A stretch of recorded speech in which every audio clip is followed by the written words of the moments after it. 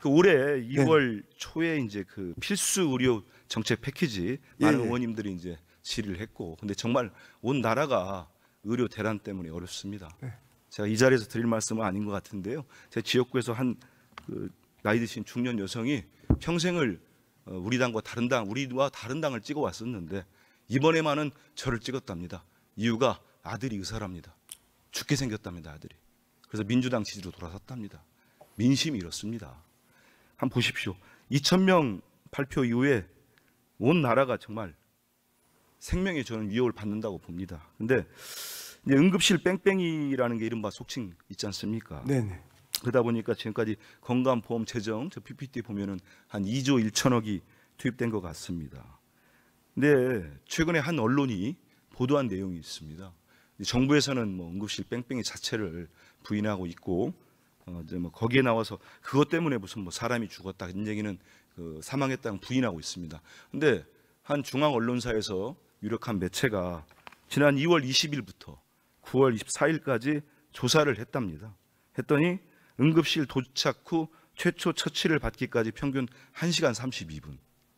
그리고 총 14.7번의 응급실에서 거절됐고, 그래서 사망했다고 보도된 사람 수입니다. 만약 보도가 안 됐으면 잡히지 않았겠죠. 13분이라고 합니다. 저는 이렇게 커진 이유가 정부가 2,000명이라는 숫자에 매몰돼 있었기 때문이다, 이런 생각을 많이 합니다. 네, 의원님 사실 그 응급실 뺑뺑이가 사실 그 의료개혁 이전부터 큰 문제가 됐기 때문에 사실 의료개혁을 하는 큰 또 원인이 됐었습니다. 그래서 그럼 얼마나 아이러니컬합니까? 네, 그 뭐 그거를 너무 안타깝습니다. 고치겠다고 한 정부에서 더 심각해졌고, 오죽하면은 정부는 이런 일이 없다고 하는데 언론사에서 자체 조사를 하겠습니까? 심각하다는 거는 아셨으면 역대 정부가 못한 큰 이제 저는 계획을 더 하는 것만큼 문제라고 보는 게, 제가 이제 우리 장관님께, 교육부 장관님께 드리고 싶은 거는 이제 2,000명 확대 계획에 묻혀져 있었던 것 같습니다. 근데 이게 국가 거점 국립대 병원 육성, 그렇지 않습니까? 그래서 지역 의료 강화인데, 이게 보니까 제가 쭉 조사를 해보니까 올해 국립대 의대 증원 계획 있지 않습니까? 그게 지금 50.2% 수준이에요. 맞습니다.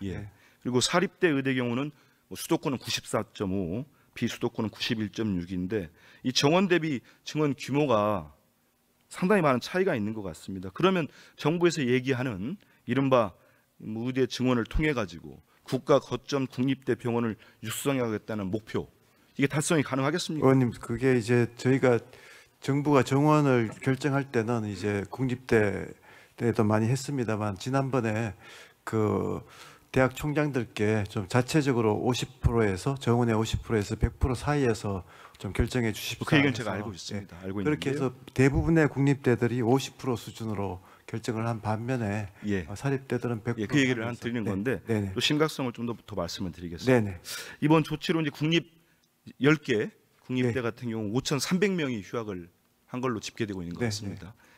그로 인해서 국립대에서 한 170억이 넘는 그 등록금 반환, 또 2월을 해야 된다고 봅니다.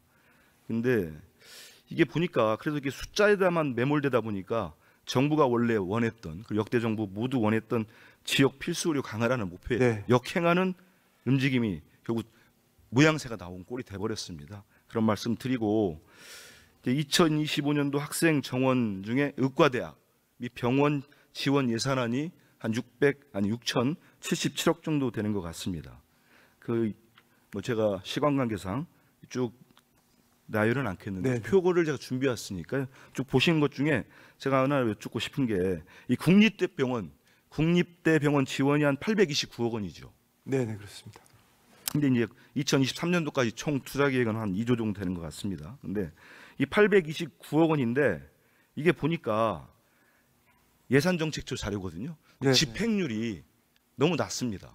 그동안 2020년 집행률은 66.3%, 2023년도 집행률은 43.2%, 그리고 올해 8월까지 기준으로는 또 20.9%밖에 되질 않습니다. 그렇기 때문에 이게 또 특히 사업 중에 실제 집행률이 0%인 게 41개 중에 29개로 제가 알고 있습니다. 맞죠? 네, 한번 따져봐야겠습니다. 예, 맞는 것 같습니다. 그리고 20%도 20% 이하도 한 3개 되고요. 50% 이하도 3개 이렇게 됩니다. 집행률이 상당히 떨어지거든요. 이런 상태에서 다시 또 829억 예산을 지금 편성하는 게 과연 타당한지, 정말 예산만 늘려놓고 제대로 쓰지 못하는 거 아닌가 이런 생각이 듭니다. 저희가 이번에 국립대학을 대부분 제가 직접 다 방문을 해봤었는데요. 의대를 시설이 많이 열악했습니다. 그래서 이번 계기로 해서 좀 시설 투자를 좀 획기적으로 하고, 뭐 핵심은 학생들이 돌아오고 전공의가 돌아오는 겁니다. 그래서 이번에 이제 다행히 여야 의정 협의체가 일단 이제 발족을 했는데요. 야당에서도 꼭 좀 합류하셔서 어떻게든 좀 이번에 여야 의정 협의체 불씨를 살려서 저는 의료 계획을 좀 완수할 수 있도록 좀 말씀 지원 잘 들었고, 부탁드리겠습니다. 저는 말씀하셨지만 의료계 네네. 본질은 숫자 2,000명이 아니고 뭐 우리 국민들을 증원 원하지 않습니까? 우리 민주당도 반대 안 하죠. 네. 근데 합리적 추산과 같이 해야 되지 않겠습니까? 의료계가 현장을 의사들이 떠나고 해가지고 어떻게 이게 우리 국민의 삶을 뭐 향상시킬 수 있겠습니까? 저는 네. 그럴 수 없다고 보고요. 예, 국회와 특히 정부가 힘을 합쳐서 제가 좀 전에 예. 이제 좀 말씀드린 것처럼 이 국가 거점 국립대병원 네네. 구성 통해서 지방 주민들도 의료 복지를 의원님 잘 지적하신 받을 대로 수 저희가 있도록. 잘 챙기겠습니다. 예, 고맙습니다. 네. 이제 세 번째를 이제 우리 조지호 경찰청장은 어디 계십니까? 예, 여기 있습니다. 여기 있습니다. 아, 예, 예. 이것 좀 질의를 하겠습니다. 이제 그 지난해 이제 이상 동기 범죄, 예, 이상 동기 범죄 활동 대책으로 올해 7월인가요? 7월부터 중심 지역 관서제도 시행하고 있습니다. 맞습니까? 예, 작년부터 시행하고 있습니다. 작년 언제부터 시행하고 있습니까? 예, 제 기억으로는 작년 하반기부터 시행을 했었습니다. 보니까 이제 파출소나 그 제도의 취지가 파출소나 지구대 두세 개를 묶어가지고 하나의 중앙관설 인력을 집중하고 다른 파출소나 지구대는 공동체 지역관서로 지정해 최소한의 인력만 두는 제도다. 맞습니까? 예, 그렇습니다. 잘 되고 있습니까? 예, 저희들은 성공적으로 평가합니다. 글쎄요, 제가 듣는 얘기하고는 좀 다른 것 같아서 좀 몇 가지 좀 따져보겠습니다. 지역 주민들이 여기 해당되는 뭐 시범으로 운영되는 지역 주민들이 치안 공백에 대한 우려가 좀 큰 것 같습니다. 이제 당장 가까이 있는 파출소가 축소된다면 주민들 입장에서는 당연한 우려 아니겠습니까? 근데 이런 우려가 나오는 게 경찰의 이번 제도가 처음이 아니고 제가 볼 때 유사한 제도가 벌써 한 두어 차례 있었던 것 같습니다. 우리 청장님도 아실 것 같은데 2004년도 그 파출소 운영 혁신 계획, 또 2014년도 유연 파출소, 뭐 유연하게 시행한다는 얘기겠죠. 유연 파출소 제도 다 알고 계십니까? 예, 근데 2004년도에 시행한 파출소 운영 혁신 계획이 뭐 비슷합니다. 주변에 3개에서 5개의 파출소를 묶어서 1개의 지구대를 두고 나머지는 낮에 민원 처리만 하고 뭐 비슷해요. 근데 이게 제도가 어떻게 됐습니까? 의원님.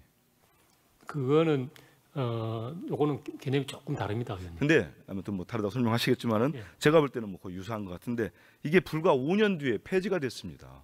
2009년도에 폐지된 거 아시죠? 예, 공식적으로 폐지됐고 다시 180개의 파출소가 부활됐어요. 그러면 여기에 대한 충분한 따져보고 뭐 책임 문제도 그렇습니다만은 효율성 문제를 따져봤어야 됩니다. 그리고 2014년도에 유연 파출소 제도를 했는데 이것도 거의 유사합니다. 낮에는 파출소를 독립적으로 다 운영하고 밤에는 저녁에는 치안 수요가 적은 파출소를 통합 운영한다. 이런 게 있는데 제가 이번에 이제 준비를 하면서 보니까 이 제도 뭐 인해서 그랬다고 봐야 되겠죠. 경찰 대응이 지연돼 가지고 불행한 사태가 있었던 게 있었습니다. 뭐 우리 청장님이 아시는지 모르겠는데 2022년도에 전북 고창에서 있었답니다. 그때 이제 아버지와 아들 부자 간의 다툼이 있었는데 이 400m 거리에 아버지가 이제 아들에게 좀 다친 것 같습니다. 400m 거리에 파출소가 있어서 어머니가 이제 신고하러 큰일이 났으니까요. 불이 나게 갔는데 파출소가 이 유형 파출소 제도에 묶인 거예요. 그래서 문을 닫고 있었다는 거예요. 결국은 이제 불행하게도 아버지는 이제 숨을 쥐고 아들은 도주하는 사건이 있었습니다. 이런 걸 보면은 이게 중심지역 관서제도하고서는 크게 달라 보이지 않거든요.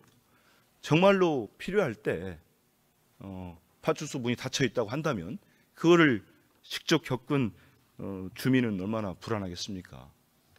지금 시행해서 별 문제가 없다고 하시니까 거기에 대한 입장을 한번 말씀해 주시죠. 예, 이 그 지구대 파출소 우리 통칭이 지역 경찰이라고 통칭하는데 지역 경찰의 핵심은 두 가지입니다. 범죄 예방 활동하고 112 신고 대응인데 112 신고 대응에서 이 중심 파출소가 제대로 기능하는 것은 뭐 말할 나위 없고 이 문제는 의원님께서 지적하시는 범죄 예방과 관련된 겁니다.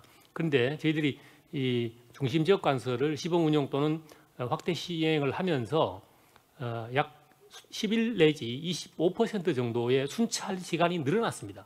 자, 경찰이 청장님이 시간을 다 쓰셔가지고요. 딱 한마디만 하고 끝내겠습니다. 아무튼 우려를 잠재울 수 있는 대책을 마련해. 예 그렇게 하겠습니다. 네.